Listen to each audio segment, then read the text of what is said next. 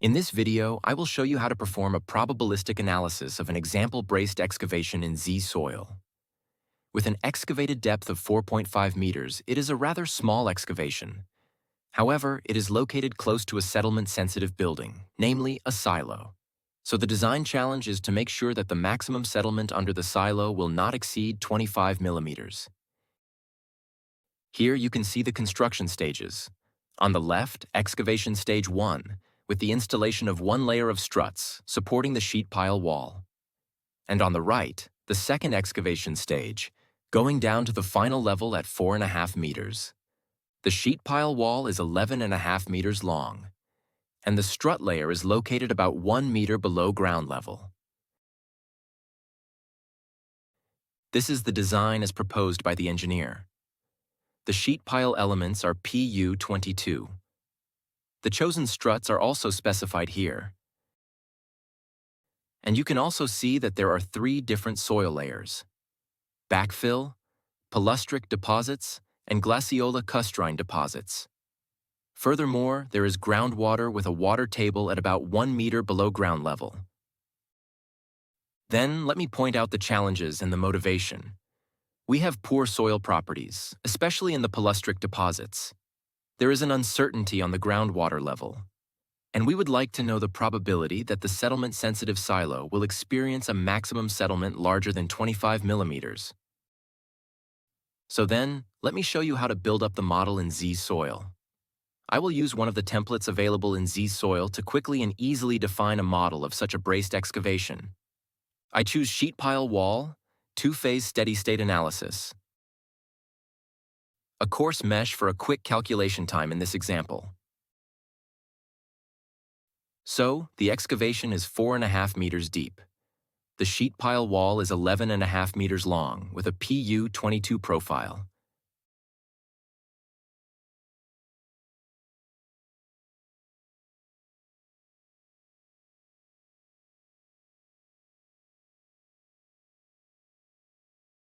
Then I will add the strut.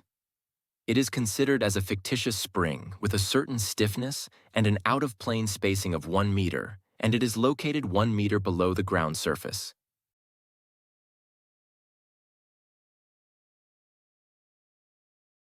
Then let's assume that this load represents the load of the silo. Next, I will define the 3 different soil materials. One possibility would be to enter all the HSS parameters for every material. But there is also the possibility to use a built-in feature of ZSoil called Virtual Lab, which helps you find material parameters of common soil types by suggesting typical values based on databases of test results available in the literature. And the latter approach is what I will use for this example here. So the backfill is a normally consolidated, very loose sand.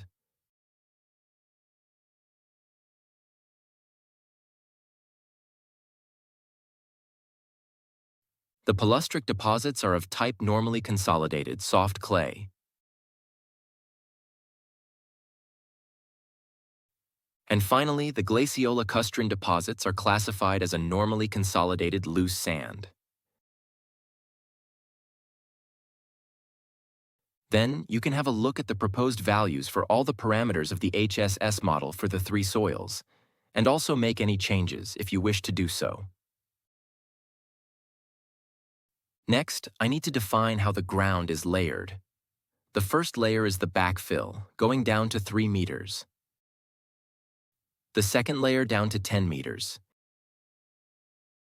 And the third one down to 20 meters.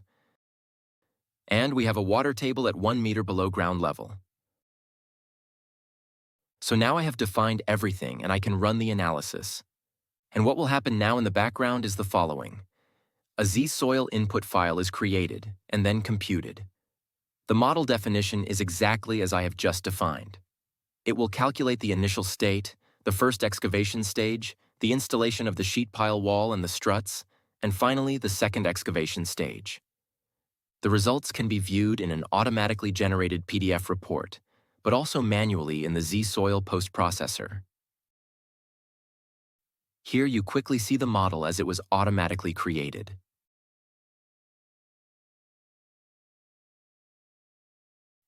The PDF report contains all the modeling assumptions. So the wall and the strut characteristics, the general settings, the materials, etc. Then also certain results, like the horizontal displacement of the sheet pile wall, the vertical settlement of the ground next to the excavation, the sectional forces in the wall and the struts, etc. But now I want to continue and use the just created model as a basis for a probabilistic analysis of the problem. First, I will take a quick look at the deterministic settlement results on the finite element mesh. So I enter the post processor and go to Results, Maps. And under Settings, I choose Displacement Component Y.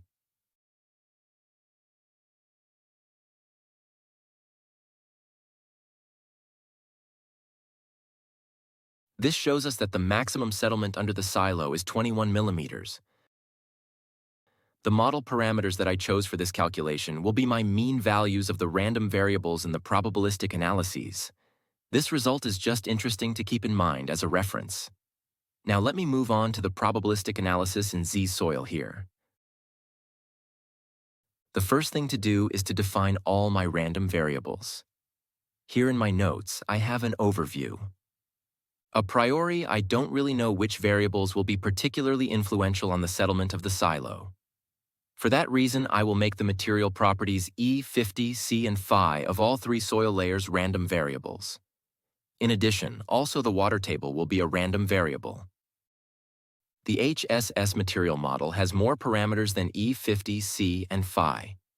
For example, it has three more stiffness-related parameters, namely the unloading-reloading modulus EUR, the odometric modulus EOED, and the modulus for small strains E0.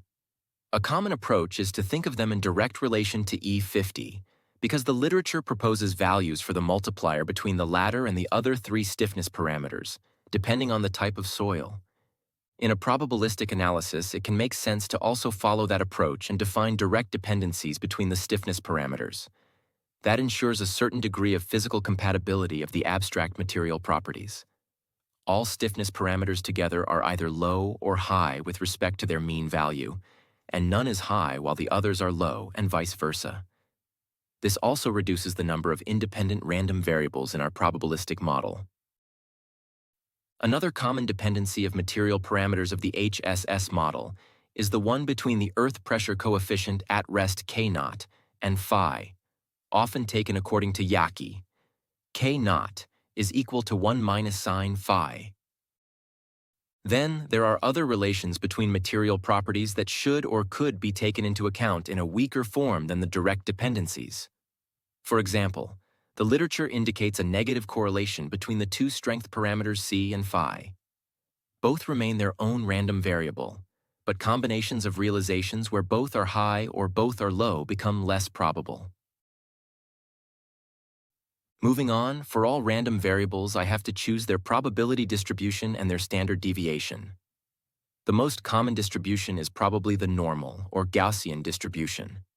However, for random variables that should physically never take negative values, the log-normal distribution can be useful.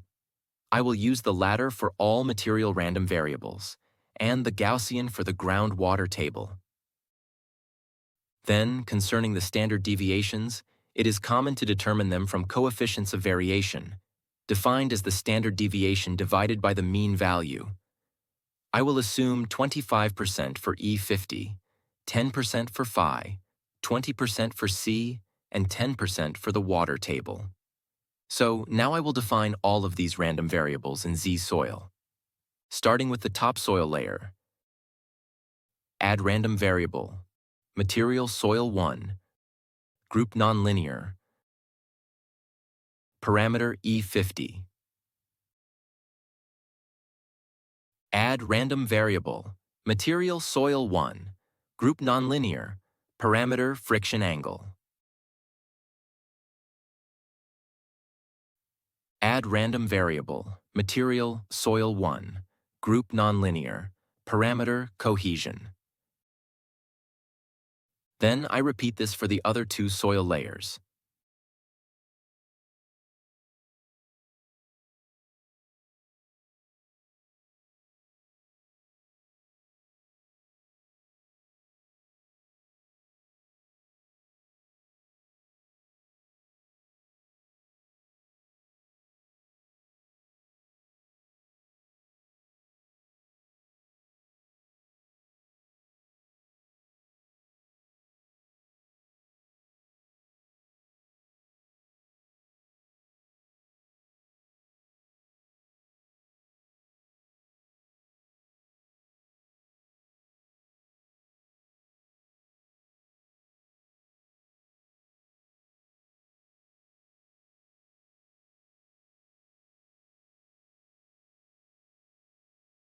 And now I'm left with defining the random variable for the water level.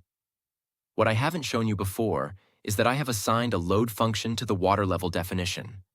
The water level is then multiplied by the value of the load function at each point in time.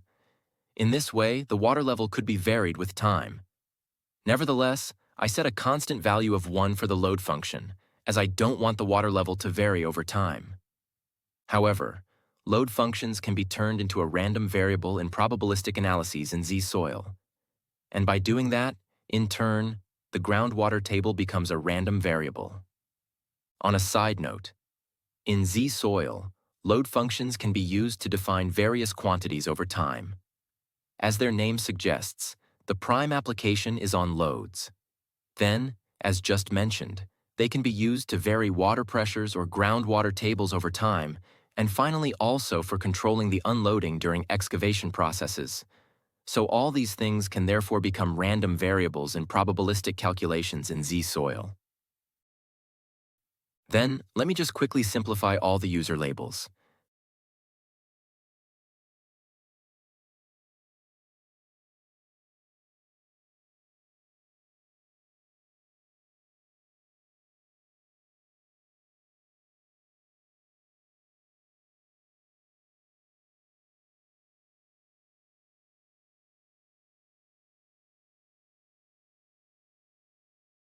I've said that for all material properties, I will use a log-normal distribution and a Gaussian for the water table.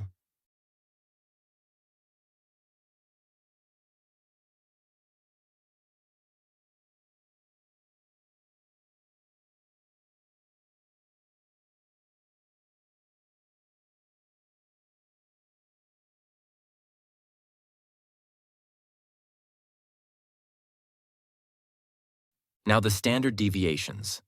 I've said that I chose a coefficient of variation of 25% for all E50. For E1 of 11,000, that's a standard deviation of 2,750. With 10% for phi, that gives 3.06 for phi 1. 20% of C1 gives 0.2. Once defined, on the right, you see the actual distribution. And you can confirm that the log-normal distribution only takes positive values for random variable realizations. Then I repeat these definitions accordingly for the other two soil layers.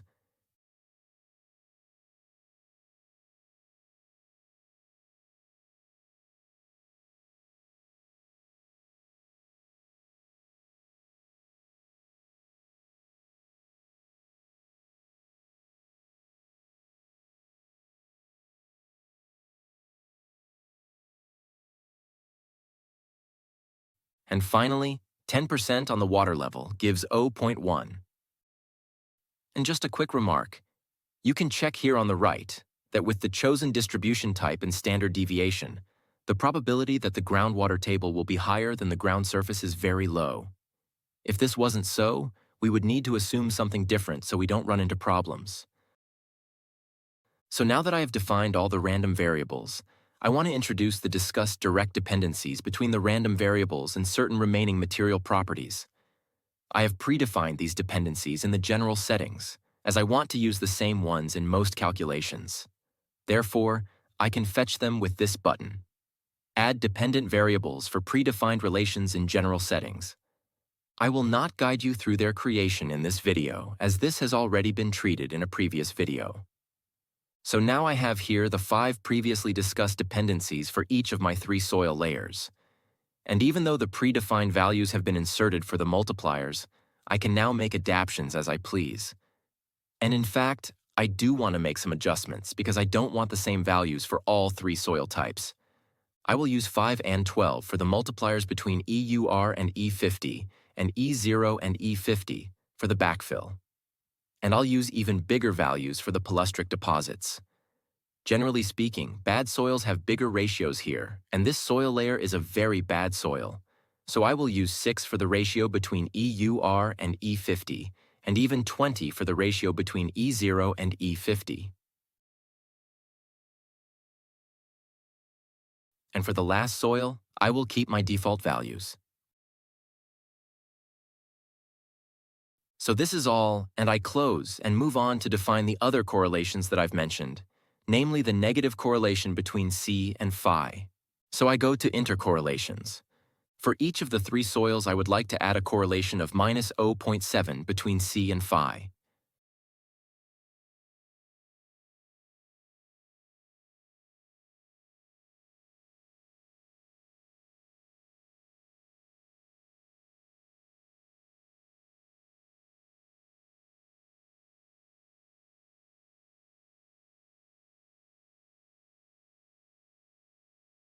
Next, I will generate the samples, and I choose to generate 100.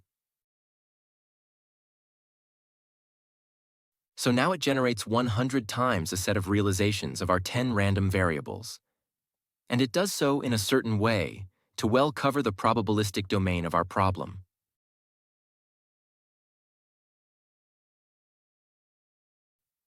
Once they have been generated, I can compute them. What it does is generate a ZSoil input file for each generated sample, and then compute it.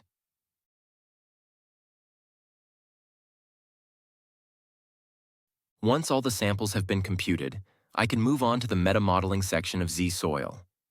The first thing to do is to define a quantity of interest. In the present case, that would be the settlement underneath the silo. And for that, I have to first find out which nodes of our mesh this corresponds to. So let me go back to main. I select the nodes, which lie below the silo.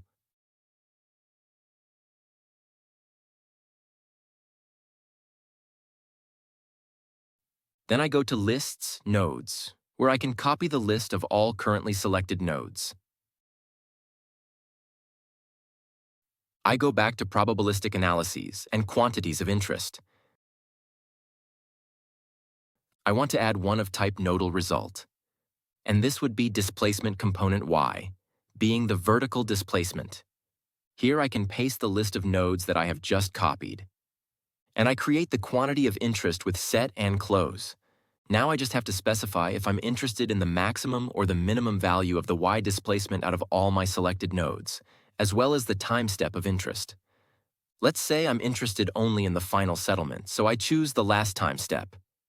And because the Y displacement is positive in upwards direction, settlement takes negative values. So I need to choose the minimum, which will then give me the maximum settlement. Once the quantity of interest has been defined, I can go into the results review, just to have a look at the values of our random variables and the quantity of interest for all our 100 samples. So I see here my 10 random variables, and here the maximum settlement underneath the silo. And out of our 100 samples, 3.2 centimeters was the biggest settlement and 1.3 centimeters the smallest.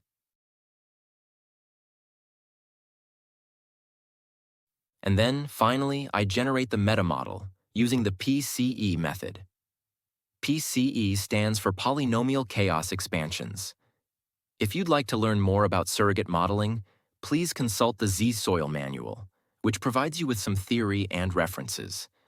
But basically, what it does is fit the sum of a set of certain polynomials to the results of our 100 calculated samples, and thus providing us with an explicit analytical representation of our problem, called a meta-model. Using this computationally cheap meta-model, we can then perform reliability analyses, for example with the help of the Monte Carlo method. Once the meta-model has been created, the so-called leave one out error of the model is displayed. This is an indication of the accuracy of the model. 1% is maybe a little high, or around the acceptable limit of accuracy. So I should now probably go back and add more samples to our already computed 100 samples. This would bring down the LOO. But at this stage, that is not the point of this example, and I will just accept it and continue.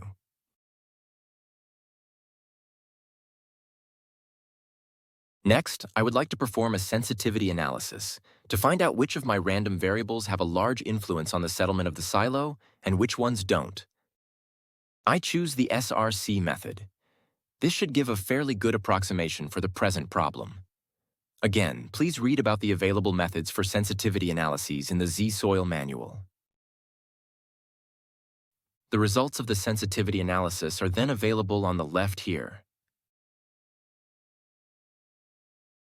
The first thing that catches the eye is that the parameters of soil 2 have the largest influence on the settlement of the silo, which is not too much of a surprise because this is quite a bad soil. However, surprisingly, it is phi which has the largest influence, and not the stiffness moduli. This may be because of the dependency of K0 on phi, with Yaki's formula. But this is just speculation at this stage. However, what we can say with certainty is that C3 has really no influence on the results, and we could just turn it back into a deterministic variable. This would reduce the number of random variables of our problem. Maybe the same goes for C1. But now I would like to move on to a reliability analysis. And in this analysis, I would like to know the probability that our quantity of interest, the y displacement, is smaller than our serviceability limit, namely minus 25 millimeters.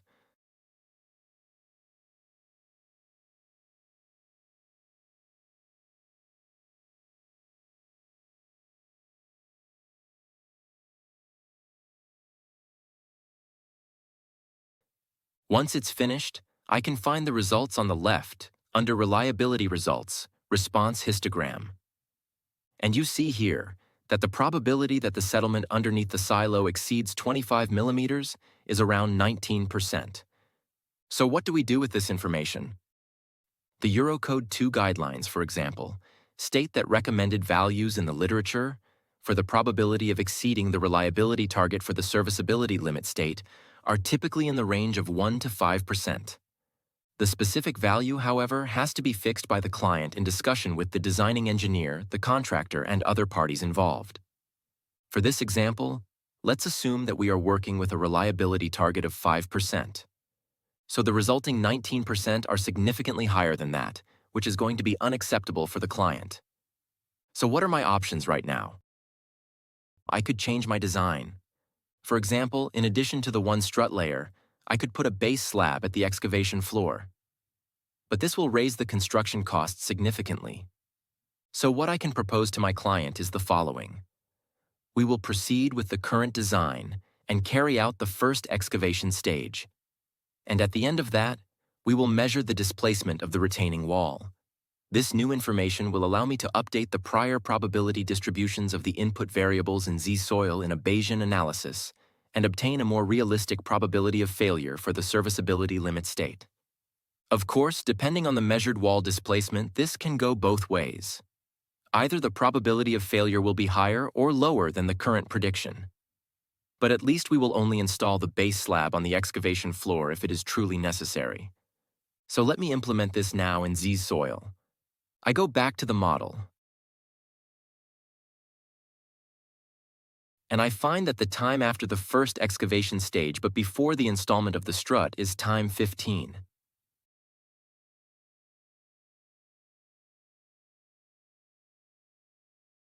And the node, where I want to measure the horizontal displacement, is node number 660. In the deterministic model with mean values for all input parameters, the resulting displacement is around 7 millimeters. With this information, I can proceed now in the probabilistic analysis and, first of all, add a new quantity of interest. This would be the displacement component x of node number 660.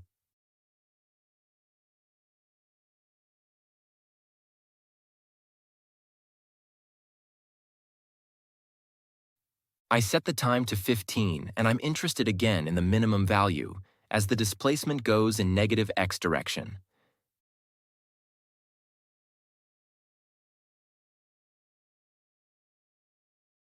Now, if I take a look at the results review, not only do I have the maximum settlement of the silo, but I also have the horizontal displacement of node 660 at time 15.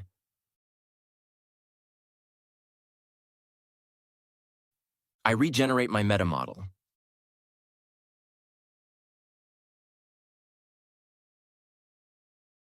Let's say I accept the leave one out error. Now I don't need to rerun the same reliability analysis, as this remains unchanged, with my probability of failure of 19%. but now I move on to a Bayesian analysis. So I already have the correct quantity of interest here, which is the horizontal displacement of the wall node. And let's assume that the measurement on the construction site after the first excavation stage was only 5 millimeters. This corresponds to a better behavior than the 7 millimeters obtained in our deterministic analysis with mean values for input parameters. So I would expect the probability of failure of our SLS to be lower after this Bayesian analysis. Here on the right, you can even specify an observation error. Let's leave that with the default value and rerun the reliability analysis. What it does now is take the new information that the horizontal displacement was 5 millimeters and update all the prior probability density functions of our input variables, and therefore turn them into posterior probability density functions. This all happens with our metamodel. Our initial 100 samples remain untouched. Once it's finished, I can look at the new response histogram over here. And, as expected, the new probability of failure is better than the previous one. Now, the probability of exceeding 25 millimeters of settlement underneath the silo is 2.5%, and this is probably going to be acceptable for our client. Now, to understand a little better why we have obtained this change of our response histogram, I'm going to show you the comparison between the prior and the posterior probability density functions of our input variables. Let me choose E2. Here you see the prior distribution in blue, as I have entered it at the start, and the new posterior distribution is displayed in orange. This was calculated with the new information by the measurement of the horizontal wall displacement, and you can see that the new mean for E2 is now around 3,250, instead of the prior roughly 2,500. I can also look at the water table and see a similar thing. The posterior distribution has a higher mean water table than the prior distribution.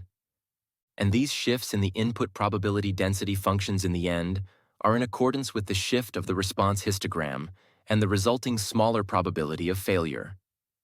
Now, of course, I can turn this effect around if I go back into the Bayesian analysis definition and enter a rather high value for the horizontal wall displacement that was measured at the construction site after the first excavation stage.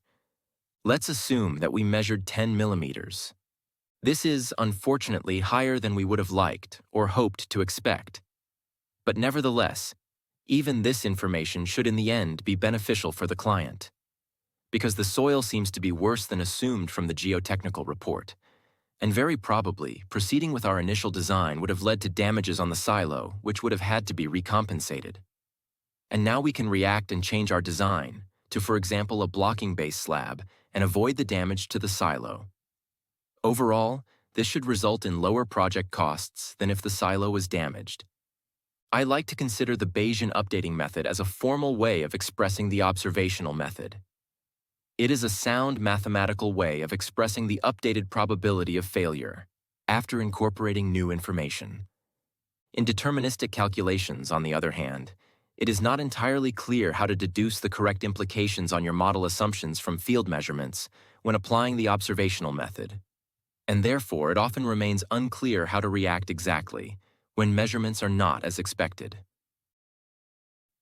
Once the Bayesian analysis has finished, I again display the response histogram, and as expected, the measurement of the higher wall displacement has led to a resulting probability of failure of the serviceability limit state of now 36%. So that's it for this video, with an overview of the current capabilities of ZSoil regarding probabilistic analyses. Thanks for watching.